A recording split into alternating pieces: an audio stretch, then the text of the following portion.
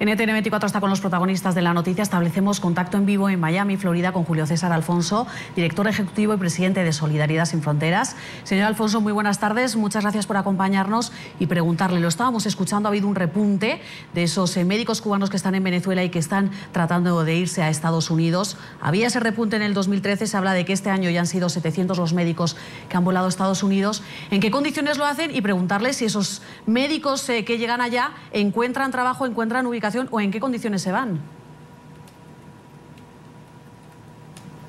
Sí, bueno, muy buenas tardes. Un saludo a toda la audiencia de América Latina y de Estados Unidos y de ustedes por permitirlo estar en el programa.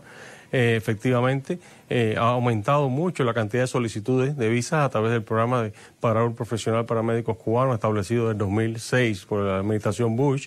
Y sí no es menos cierto que las dificultades para incorporarse al sistema de salud de los Estados Unidos de estos galenos y los profesionales en general es bien dura, es bien difícil.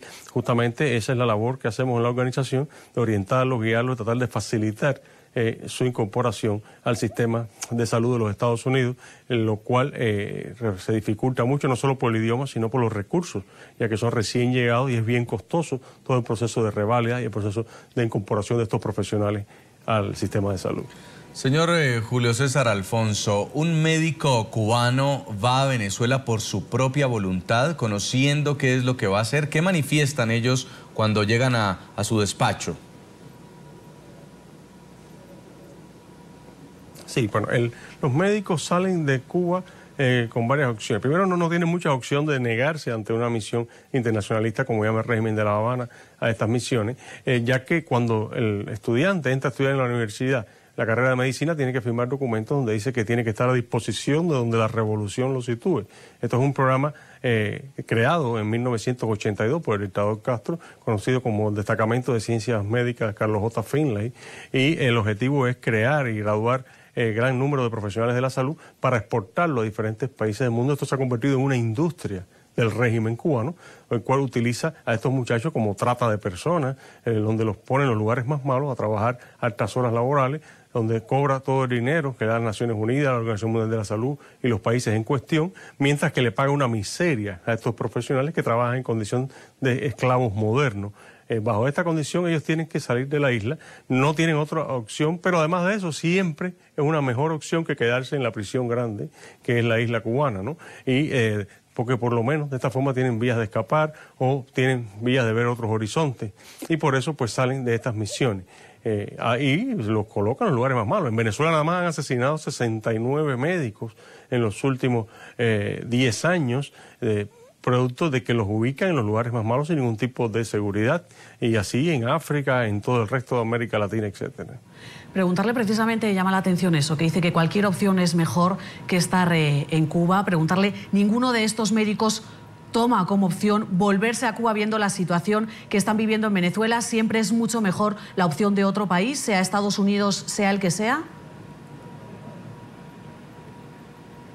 Siempre es mucho mejor la opción de otro país que regresar. Incluso ellos prefieren, en la mayoría de los casos, se separan de su familia, de hijos, esposas, hermanos, padres, etcétera, con el objetivo de buscar otros horizontes, de liberarse, ¿no?, de esta situación de semiesclavos que están, o de regresar a la isla, donde es un país donde no hay ningún tipo de futuro, no hay ningún tipo de perspectivas para los profesionales ni para nadie, en un país donde se ha perdido toda la esperanza y donde ellos pues no son nada absolutamente, ni les sirve nada los estudios que han hecho. Un país que se pronuncia ante el mundo como una potencia médica, en realidad es una impotencia médica, porque el sistema de salud cubano está en ruina, sí, y va en detrimento cada vez más. Es decir, ahora, señor Alfonso, usted habla de esclavos modernos. Cuando ellos llegan a Venezuela, ¿quién los vigila en manos del régimen chavista? ¿Y cómo hacen para salir de Venezuela? ¿Vía aérea, por la frontera con Colombia? ¿Cómo lo logran? Sí, son esclavos modernos porque, en primer lugar, el gobierno cubano es la única agencia de trata de este tipo de personas, porque es una trata de personas, está definido así, ¿Qué hacen los contratos de gobierno, es decir, de las instituciones internacionales hacia el gobierno cubano?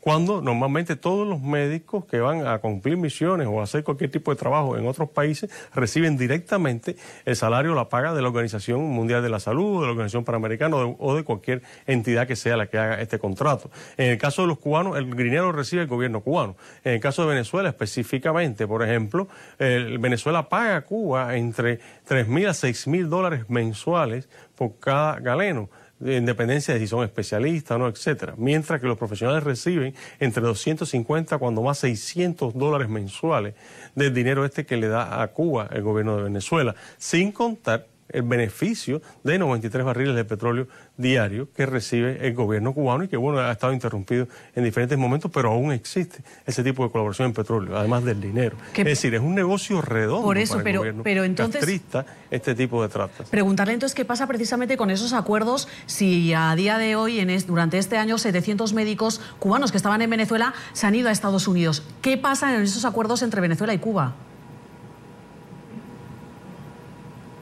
Bueno, ellos siguen enviando más médicos. De hecho, incluso han hecho un programa donde sacan estudiantes del último año de la carrera de medicina que no se han graduado aún y terminan ese último año en Venezuela trabajando como médicos. Hacen ese último año de internado o residencia y lo hacen en Venezuela, pero ya trabajando como médicos para mantener este programa. Ese programa se viene implementando hace 3 o 4 años hacia acá. Es decir, están sacando ya estudiantes del último año de la carrera de medicina y que terminan ese año justamente ya trabajando como médico en Venezuela.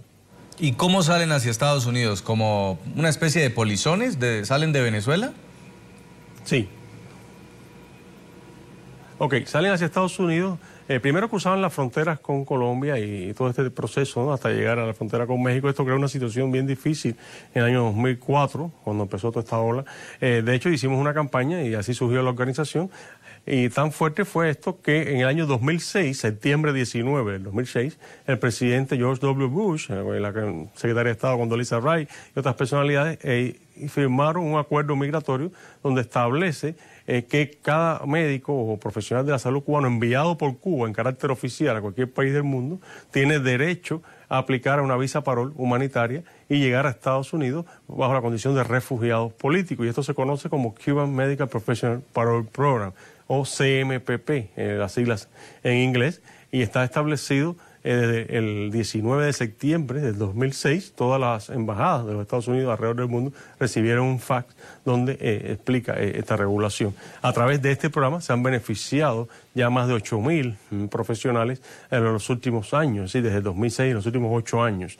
Y esto ha ido en incremento, el primer año menos, más en los segundos y así sucesivamente, hasta que tenemos la cifra de casi ya 700 médicos por año en los últimos 2 años. Pues Julio César Alfonso, él es director ejecutivo y presidente de Solidaridad Sin Fronteras. Muchas gracias por haber estado con nosotros aquí en el informativo.